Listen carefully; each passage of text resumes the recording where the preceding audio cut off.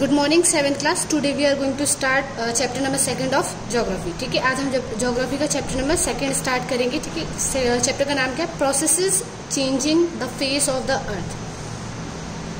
अब इसमें जो है हम अर्थ और सॉइल के बारे में पढ़ेंगे, कैसे जो है अर्थ का जो अर्थ पे जो प्रोसेसेस होते हैं उसके थ्रू अर्थ जो है कैसे चेंज होता जा रहा है। ठीक है, इसके बारे में हम पढ़ेंगे। The detailed study of the interior of the earth is generally undertaken by geologists and specialists in earth science। जो स्टडी है अर्थ के बारे में जो करते हैं उन्हें या तो जियोलॉजिस्ट कहते हैं या फिर जो है, और इस स्टडी जो पढ़ाई वो कर रहे होते हैं इसको अर्थ साइंस कहते हैं। अर्थ साइंस के बारे में जो पढ़ते हैं उन्हें जियोलॉजिस्ट कहते हैं। But we need its elementary knowledge in geography because this understanding is essential to follow the nature of changes going on the earth's surface। तो इसमें जो है जो जियोलॉजिस्ट होते हैं इसके बारे में जो अर्थ साइंस के बारे में जो हमें ज्योग्राफी में भी स्टडी करने को पढ़ने को मिलता है। ठीक है, essential to follow the natures of changing going on the earth surface. और ये जो बहुत ज़रूरी है इस चीज़ के बारे में जाना कि अर्थ के सरफेस पे जो है वो क्या चेंजेस आ रहे हैं। The land forms of changing continuously through very slowly. जो अर्थ का जो सरफेस है वो कंटिन्यूसली लगातार जो है क्या हो रहा है, चेंज हो रहा है। Change is there for as much a feature of the lithosphere as of the hydrosphere and the atmosphere. जो चेंज है वो तीनों ही तरीके के स्फीयर्स में आ रहा है, लिथोस्फीयर में भी, हाइड्रोस्फीयर में भी और एटमोस्फीयर में भी। ठीक है, लिथोस्फीयर में तो जो अर्थ का जो सरफेस यानी सॉइल के बारे में। ठीक है, हाइड्रोस्फीयर जो है वाटर, जो अर्थ पे वाटर भी अवेलेबल है तो जो वाटर वाला जितना भी पोर्शन है उसके अंदर जो चेंजेस आ रहे हैं। एटमोस्फीयर यानी जो एयर वाला जो पोर्शन है वो उसमें जो चेंजेस आ रहे हैं उन सबके बारे में हम पढ़ेंगे। ठीक है, study of land forms is important for understanding their influence upon men's life। जो लैंड फॉर्म्स हैं वो कैसे बनते हैं इसके बारे में जानना बहुत ज़रूरी है, क्योंकि जो है हम लोग रहते भी कहाँ पर है, लैंड पर रहते हैं। It includes the description of the characteristics of various forms of land surface. इसमें जो है हम अलग अलग टाइप के लैंड फॉर्म्स के बारे में पढ़ेंगे।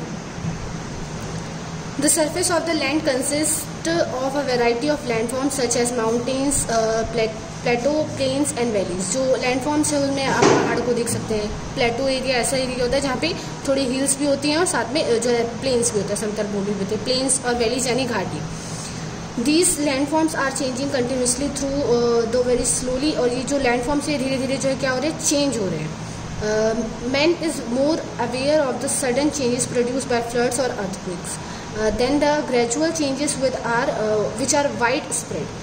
और जो है हमें पता है कि कुछ चेंजेस जो है लैंड फॉर्म में वो किसकी वजह से आते हैं, फ्लड्स की वजह से, बाढ़ की वजह से, भूकंप की वजह से। ठीक है, land forms are carved out of the materials of the earth crust by certain natural processes. These natural processes may be divided into two major types. अब जो ये नेचुरल प्रोसेस है वो किन दो टाइप्स में डिवाइड किए गए थे? एक्सटर्नल प्रोसेसेस यानी जो बाहर हो रहे हैं, which take place in the atmosphere and hydrosphere. वो चेंजेस जो कि एक्सटर्नल है यानी बाहर हो रहे हैं एटमोसफियर में और हाइड्रोस्फीयर में यानी जो वाटर बॉडीज के थ्रू जो चेंजेस हो रहे हैं। ठीक है, द इंटरनल प्रोसेसेस विच में take place in the interior of the earth. और इंटरनल प्रोसेसेस वो है जो अर्थ के अंदर हो रहे हैं changes. The external processes act slowly weathering down the highlands and depositing materials in the lowlands. जो इंटरनल प्रोसेसेस हैं वो ज़मीन के अंदर हो रहे हैं, जिसके थ्रू जो है जो लैंड्स हैं, भूकंप आ जाता है, कभी अर्थक्वेक आ जाता है। तो इसकी वजह से जो चेंजेस ये सारी चीज़ क्यों आते हैं? क्योंकि जो इंटीरियर जो प्रोसेस है उसकी वजह से जो है अर्थक्वेक आता है। जो प्लेट्स है वो एक दूसरे के ऊपर या तो चढ़ जाती है या फिर जो है एक दूसरे से दूर चली जाती है, तो इसके कारण जो है सारी सिचुएशंस आती हैं। The internal processes are abrupt as well as slow and produce movements in the earth's crust. जो इंटरनल प्रोसेसेस होते हैं वो क्या करते हैं, जो अर्थ की क्रस्ट है उसमें जो है उसमें मूवमेंट लाते हैं, leading to the mountain building.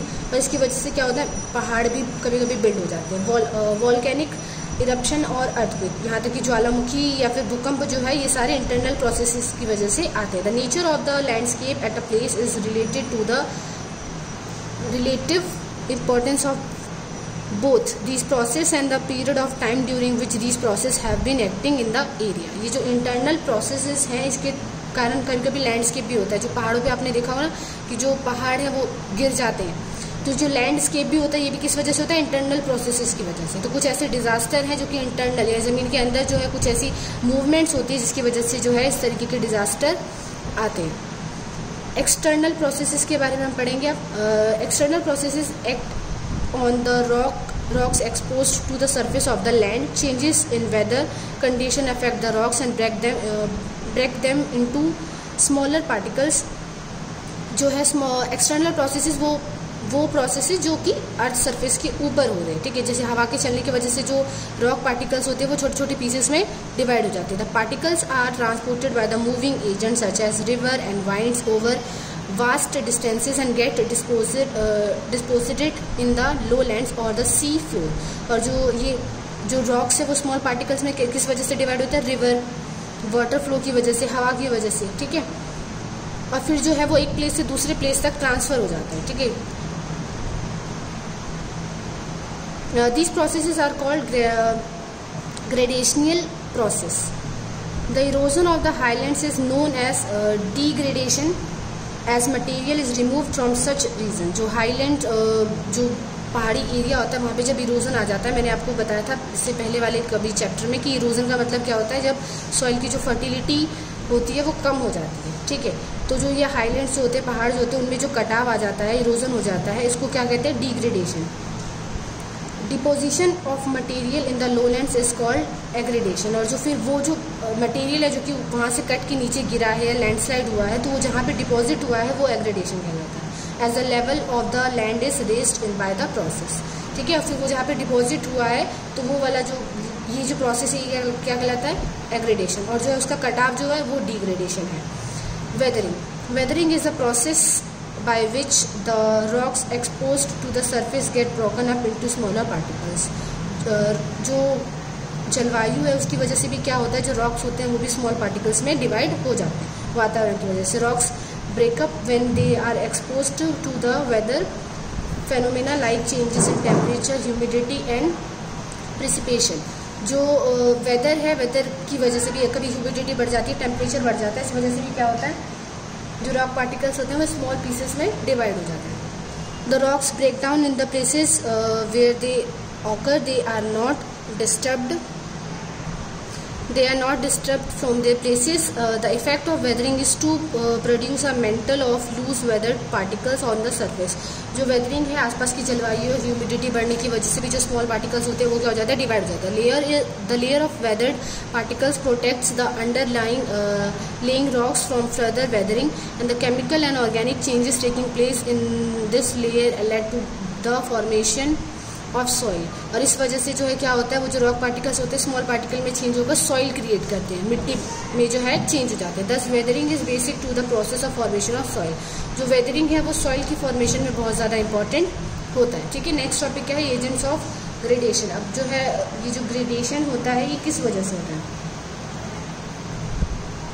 Weathering particles are more than often transported by rivers, glaciers, winds and waves during their movement. जो पार्टिकल्स होते हैं, रॉक्स पार्टिकल, वो जो है रिवर्स के थ्रू, ग्लेशियर्स के पिघलने की वजह से या हवा की वजह से जो है वो क्या होते हैं, एक प्लेस से दूसरी प्लेस तक ट्रांसफर हो जाते हैं, ट्रांसपोर्ट हो जाते हैं। These agents of gradation are aided by the force of gravity. और फिर जो है वो कहीं और जाकर, जब वो एक प्लेस से दूसरी प्लेस तक जब ट्रांसफर होते हैं तो कहीं जाकर डिपॉजिट भी होते हैं, रुकते भी हैं, except in this case wind action to some extent. और जो ये प्रोसेस होता है इसको ग्रेडेशन कहते हैं, जहाँ पे जो वाणी रिवर के थ्रू वहाँ का कोई पार्टिकल जो है किसी दूसरी जगह पे डिपॉजिट हो रहा है तो वो क्या है? Gradation. Running water in the view of the changes in the slope of water supply and load along the path of running water. In the view of changes in the slope, water supply and load along the path of the river course is usually divided into upper, middle and lower. अच्छा, आपने देखा होगा जो reverse होती है, जो river का जो मेन वाटर होता है वो उसका वाटर का मेन सोर्स क्या होता है? ग्लेशियर्स। बर्फ़ के पिघलने से, माउंटेन्स पे जो ग्लेशियर्स होते हैं उनके पिघलने से जो है वो वाटर जो है रिवर बनाता है, रिवर की नदी जो है क्रिएट करता है। तो जब बर्फ़ पिघली तो वो पहाड़ों पे से जो है पिघल कर जब पानी नीचे आ रहा होता है, प्लेन्स पे आ रहा होता है, तो वो अपने साथ जो है वहाँ की मिट्टी, वहाँ की सिल्ट या फर्टिलिटी जो होती है पहाड़ों की, वो अपने साथ बहाकर लेकर आता है, ठीक है। तो इसीलिए जो है रनिंग वाटर को 3 पार्ट्स में यहाँ पर डिवाइड किया हुआ, अपर, मिडल और lower. In the upper course the river possesses maximum energy as the water rushes down to steep slope. तो पहाड़ों से जब वो गिरता है तो सबसे ज़्यादा जो एनर्जी वहीं पे वो प्रोड्यूस करता है अपर में, अपर लेवल में। There is maximum erosion action at this stage, और इसी वजह से जो है पहाड़ों पे फार्मिंग करना पॉसिबल नहीं, क्योंकि वहाँ पे जो इस वजह से, क्योंकि जो सॉइल, जो पहाड़ों पे जो सॉइल है, मिट्टी है, वहाँ से कंटिन्यूसली रिवर जो है फ्लो कर रही होती है, तो अपने साथ जो है जितने भी जो उसकी ऊपर की जो लेयर होती है जिसमें प्लांट उगते हैं, उसको जो है वो अपने साथ भागर ले आती है, उस सारे मिनरल्स को। तो इस वजह से जो है वहाँ पे प्लांट्स उगाना इतना पॉसिबल नहीं होता, ठीक है। इस वजह से वहाँ की मिट्टी में इरोजन आ जाता है। There is maximum erosion action at this stage, the river erodes the land into a narrow valley,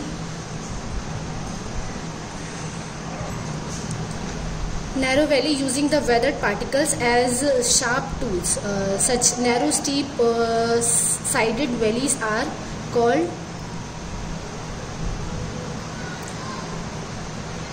weathered particles as sharp tools. Such narrow, steep-sided valleys are called gorges. The steep valley sides get weathered gradually, and the valley assume a V shape. अब जो water है, जो पानी है, वो क्या करता है, जो माउंटेन से जो पानी है, वाटर है, वो फ्लो करके आता है, ठीक है। तो उसके बाद जो वो घाटी वैलीज क्रिएट करता है, ठीक है। यहाँ पे पिक्चर दी हुई है आपको, तो इस तरीके से जो झरना बनाता है, इसको वी शेप भी कहते हैं, ठीक है। The valley deepening takes place more rapidly in the upper course of the river, waterfalls are also common. तो जब पहाड़ों से जब पानी गिर रहा होता है, या जो रिवर वो क्रिएट करता है, जो प्लेन्स में आने के बाद वो रिवर में कन्वर्ट हो जाता है, पहाड़ों से ग्लेशियर्स के पिघलने के बाद जो पानी नीचे बह रहा होता है, तो वाटरफॉल्स भी क्रिएट करते हैं, नहीं झरना। These may be formed by the occurrence of hard resistance rock across the path of the river.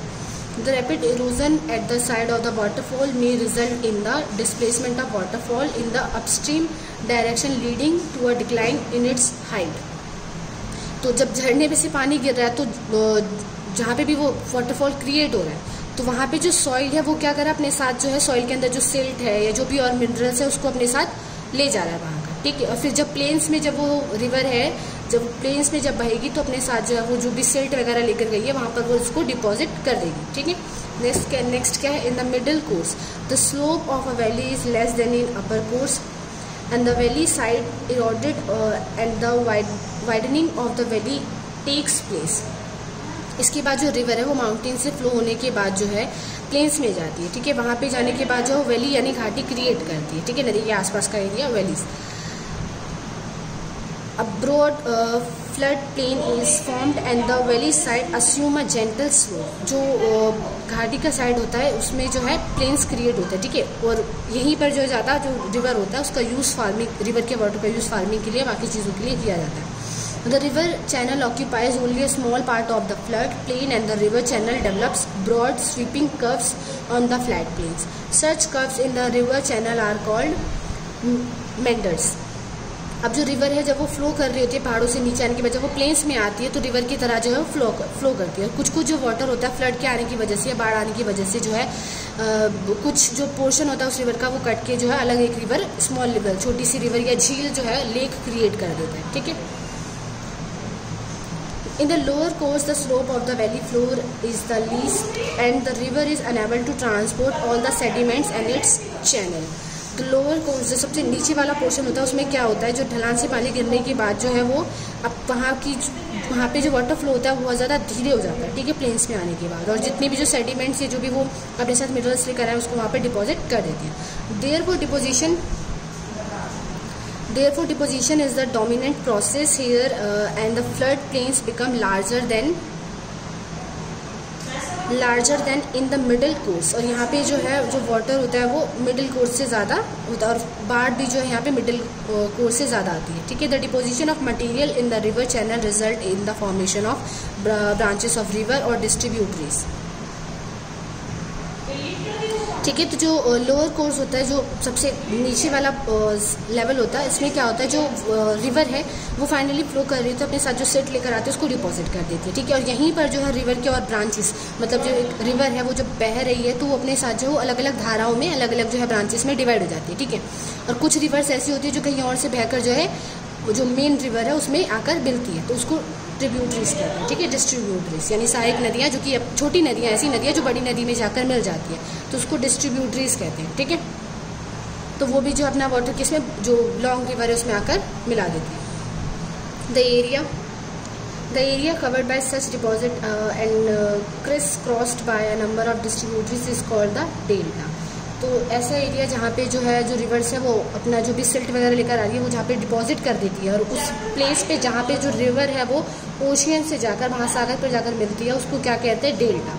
ठीक है, वो प्लेस जहाँ पे जो रिवर्स है वो अपना वाटर जो है ओशियन में जाकर जो है डालने वाली होती है, ओशियन में जब गिरने वाली होती है तो उस प्लेस को क्या कहते हैं, डेल्टा। ठीक है, the deltas of rivers are so called because of their triangular shape resembling the Greek letter delta.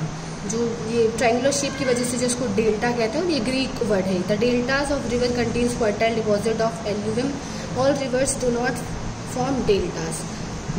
तो जो रिवर्स होती हैं जब वो डेल्टा क्रिएट करती है तो वो जब समुद्र में जाने वाली है तो उससे पहले जितना भी जो अपने साथ वो सिल्ट लेकर आई होती है, अब जो मिनरल सॉइल की वो बहाकर लेकर आई होती है पहाड़ों से या दूसरी भी जगहों से, उसको वो यहाँ पर जो है डिपॉजिट कर देती है। इसी वजह से जो डेल्टा होता है उसके आसपास का एरिया जो है कैसा होता है, बहुत ज़्यादा फॉरेस्ट वगैरह पाए जाते हैं। All reverse do not form delta, जितनी भी जो रिवर है सारे रिवर जो है डेल्टा क्रिएट नहीं करती। When the river enters the sea all the materials carried by it gets deposit on the sea floor. ठीक है, अभी जो मैंने बताया आपको, जब रिवर जो है सी में जाने वाली होती है तो उससे पहले अपना सारा मटेरियल है वो उसके किनारे पे डिपॉजिट कर देती है। While transportation of load takes place throughout the river course, erosion of the land is dominant in the upper course having a steep slope and deposition of material is typical of the lower course having only a gentle slope. In the middle course neither erosion nor deposition is dominant.